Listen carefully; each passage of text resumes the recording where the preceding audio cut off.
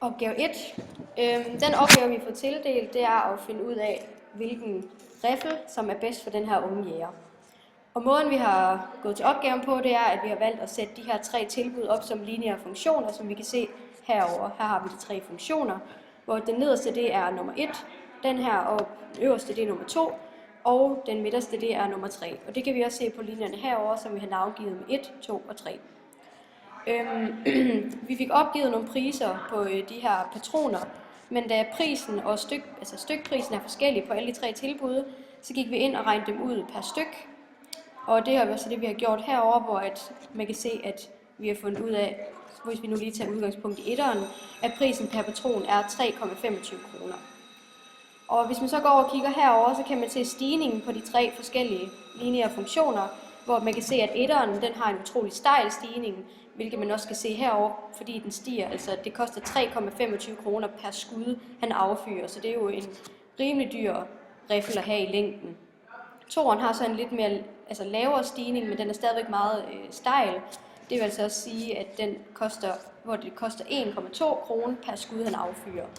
Treeren derimod, det koster altså kun 0,25 kroner per skud, han affyrer. Og det kan man altså også se her, fordi den er ikke så stejl som alle de andre. Og det, som vi har herovre, det er så skæring på y-aksen, det vil sige startudgifterne for de her rifler, som vi også har her. Det næste, vi har gjort, det er så at finde nogle skæringer på de her ligninger. Og som I kan se, har vi taget en skæring på A, B og C, som er linje 1, 2 og 3. Og vi kan se, at og det vil vi vælge, hvis det var, at vi skulle vælge en riffel. Så vil vi nok tage træerne. Det vil vi se, at da det er en jæger, vi nok regner med, at han skal skyde meget i længden, så den er billigst i længden, ved at den ikke stiger så meget. Og en patron koster kun 0,25 kroner. Og så har vi så gået ind for ligesom at bevise, at den er bedst i længden, og det kan man se, fordi at for eksempel her, så skærer 2'eren og 3'eren på hinanden. Og det gør de her ved 794. Og ved nærmere beregning, der fandt vi altså ud af, at skyder han over 794 skud, jamen så vil den her riffel nummer 3 altså være billigere end alle 3 tilbud.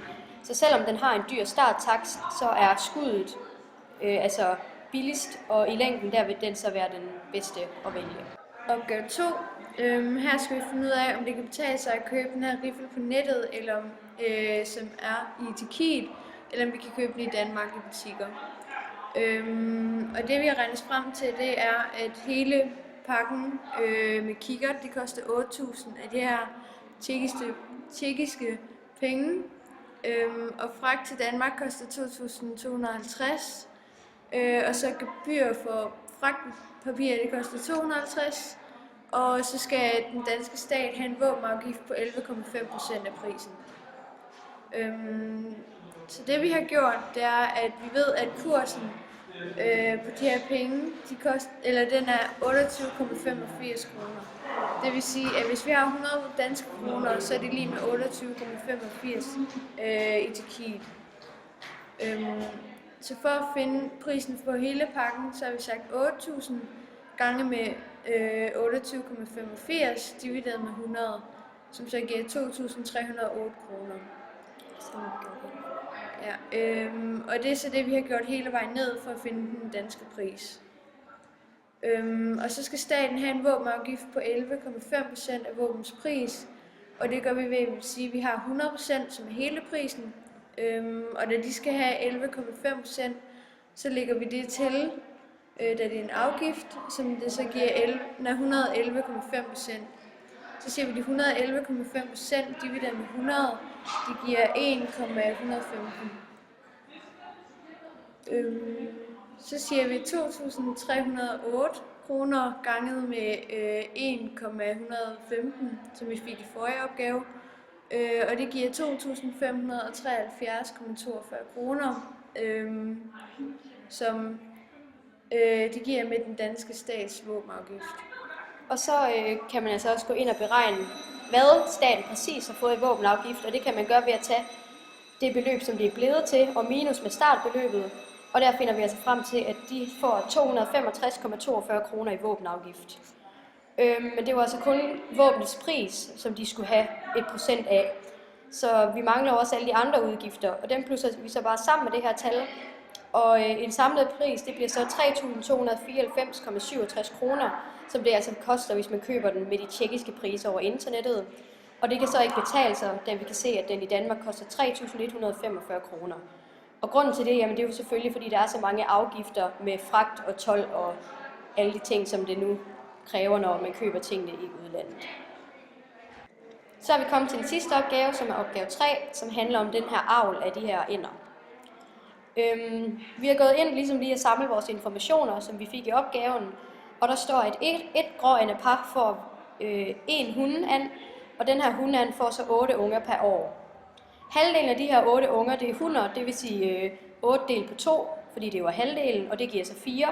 Så kan man så regne resten ud for at se, hvor mange hanner der er, og det gør man ved at sige, at de 8 unger minus de 4 hunner, det kommer så til at blive 4 hanner.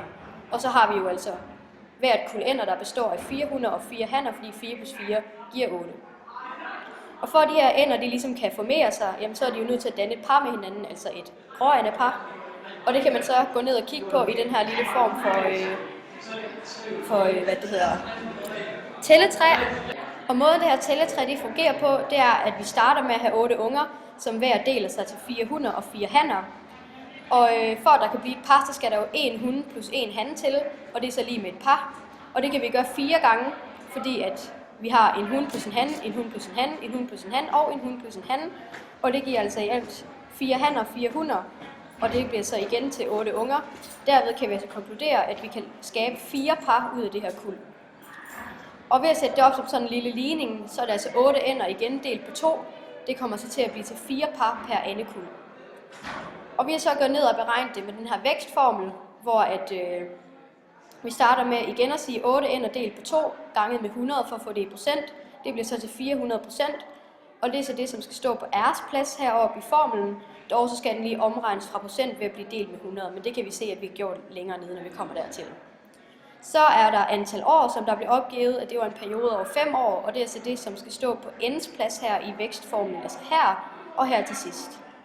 Og for at vi ligesom kan starte den her avl af ænder og skabe andeproduktion, så skal der jo et par ænder til, og det svarer til 2 ænder, altså en han og en hun. Og det er det, som skal stå her på K's plads i formen. K'en, det er slutværdien, det er altså det eneste svar, vi ikke kender, det er det, som vi skal til at finde ud af nu.